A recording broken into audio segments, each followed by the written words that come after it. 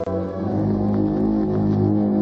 8 de octubre de 1982, a los 6 años de haberse iniciado el proceso, Hernán Ricardo y Luis Posada se fugan del cuartel San Carlos de una manera espectacular y se refugian en la Embajada de Chile. Allí en la Embajada de Chile, todo se empezó a salir como según lo habíamos planeado. El embajador nos dio protección diplomática y se sometió en nuestro caso a consulta a Pinochet. Sin embargo, vinieron otra vez las presiones de Castro. Castro decía que nadie podía haberse escapado del cuartel San Carlos si no era ayudado por el gobierno.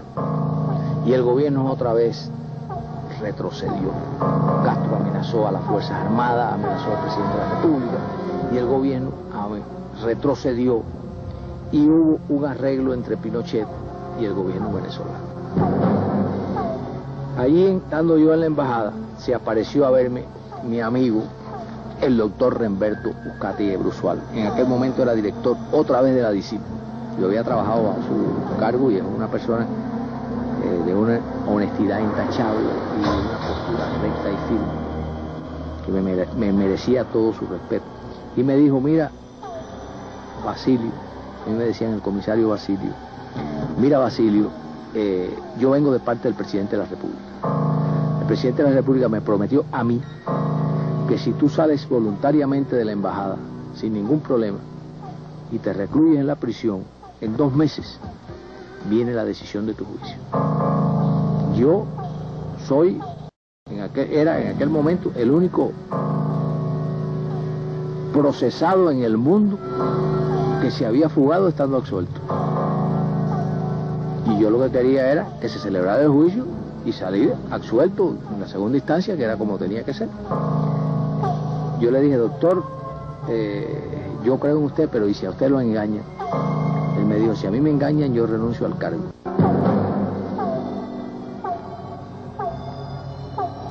Aquí en este libro negro de Venezuela que nosotros hemos editado, en la página 199, aparecen las 19, todas las promesas de sentencia que hizo el doctor Gaelio García Barrio. Yo me voy a permitir mencionar solo 2 o 3. Dice así, una de las promesas del general Gaelio García Barrio en el año, desde el 1980 a 1983. Revista Élite, noviembre 11 de 1980. En cuanto a la sentencia, en el caso del avión cubano, pregunta el periodista, ¿puede ser un mes, general? Respuesta, puede ser un mes, pueden ser 45 días, pero no pasará de 2 meses, responde el general en el 1980 para su sentencia definitiva. Pasó un mes, pasaron 2 meses y llegó la época en que había que celebrar el juicio, y el juicio no fue celebrado. El general Barrio no quiso seguir, no lo quiso celebrar, y el doctor Uzcategui renunció al cargo, presentó su renuncia, pero yo en una carta que él leyó públicamente le pedí que no renunciara porque él no tenía absolutamente culpa de nada de lo que había pasado. Lo habían engañado y él no tenía por qué tomar esa decisión tan drástica. Lo que así hizo, no renunció.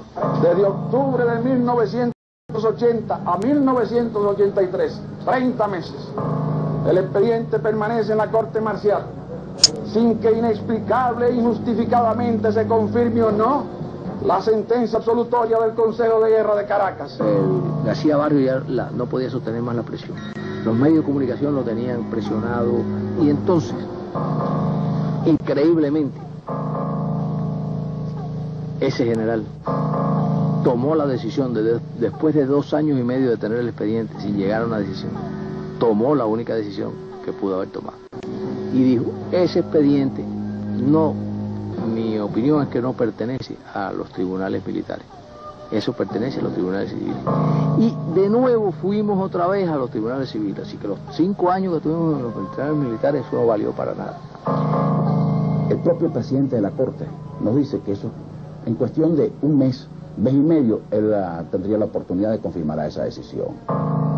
Luego, después ha dicho que la ley lo obligaba a leer 4 un folio por día. Bueno, pero es que acaso él era ignorante que cuando nos prometió eso no lo sabía. Es más, yo me recuerdo, él no podrá negar, fue público notorio, el día de la absolutoria, el propio presidente de la Corte, García Barrio, hizo un agasajo dentro de los propios tribunales. Hubo brindis. ¿Qué hubo? ¿Por qué cambió? ¿A qué se debió el cambio?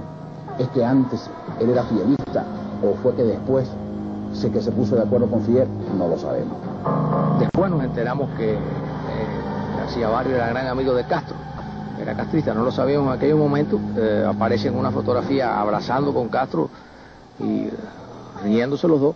Todas estas promesas, que fueron 19 en la prensa escrita y cerca de 50 en la televisión, todas las cuales las irrespetó y las incumplió, en complicidad y en contubernio con Fidel Castro, y que culminó en aquel abrazo con el tirano en La Habana, y que todos ustedes conocen, y que está aquí, cuando fue a recibir precisamente sus remuneraciones y sus halagos allí con el tirano de Cuba, por la labor que había hecho de retener el expediente 30 meses sin sentencia, después de haber prometido tantas veces sentencia definitiva. Aquí está la causa, el porqué nosotros, una de las causas, el porqué nosotros habíamos perdido la fe en la justicia venezolana.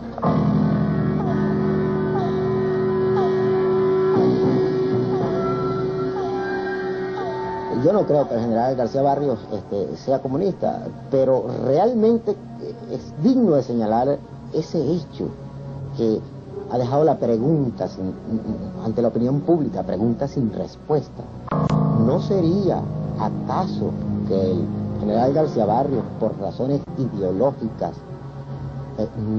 no se decidió a confirmar la sentencia absolutoria?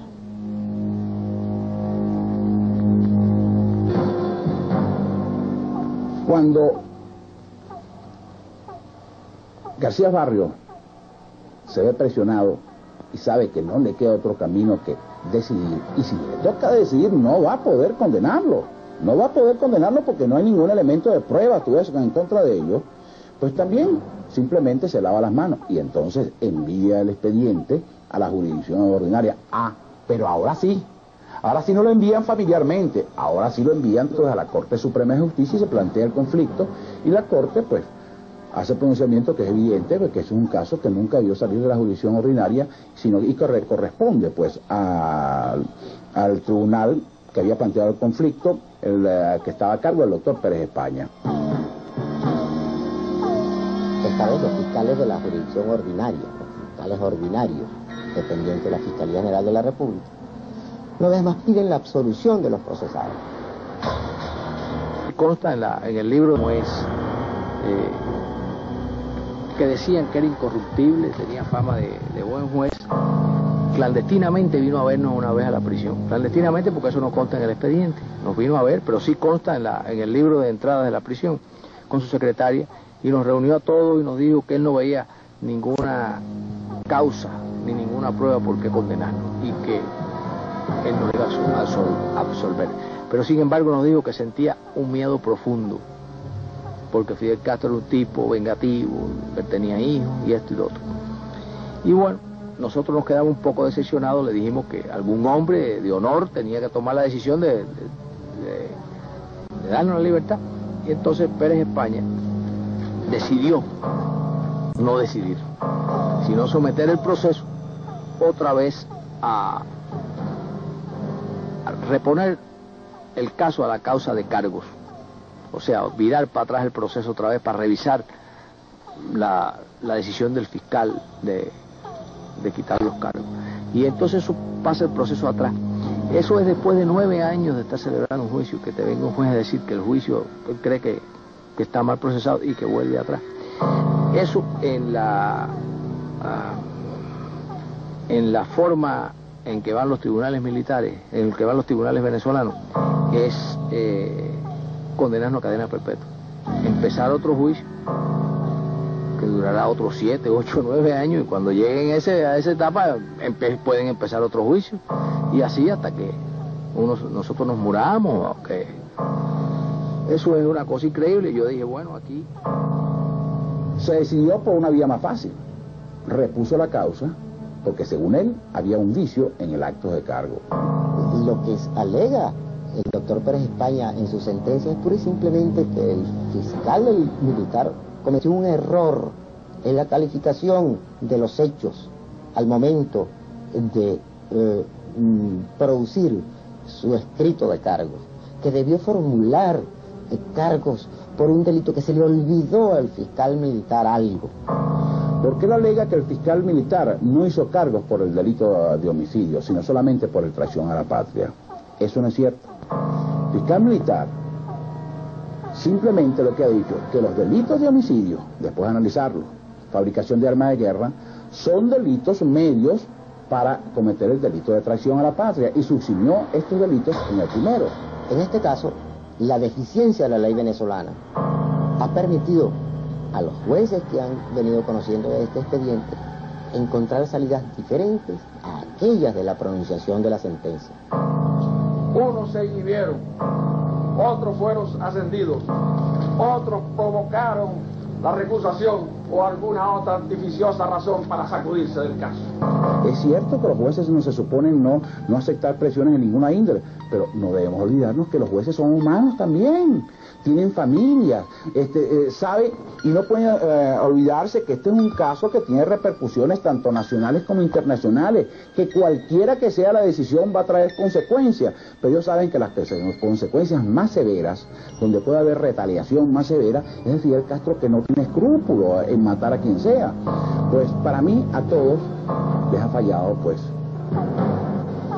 vamos a decir, la voluntad, ¿entiendes?, para decir el fondo del asunto. Y yo dije, bueno, aquí no me queda más remedio que volverme a fugar. Ahora sí me voy a fugar de verdad y no voy a volver más, porque aquí no hay forma de vencer a esta injusticia, esta arbitrariedad, la familia destruida, los recursos económicos agotados, la situación de indefensión enorme, una situación en que el hombre tiene que tomar grandes decisiones, tiene que salir de aquello o morir, no hay otra cosa. En la madrugada del 4 de noviembre de 1984, a los 8 años de haberse iniciado el proceso, Hernán Ricardo y Luis Posada intentaron fugarse de la planta.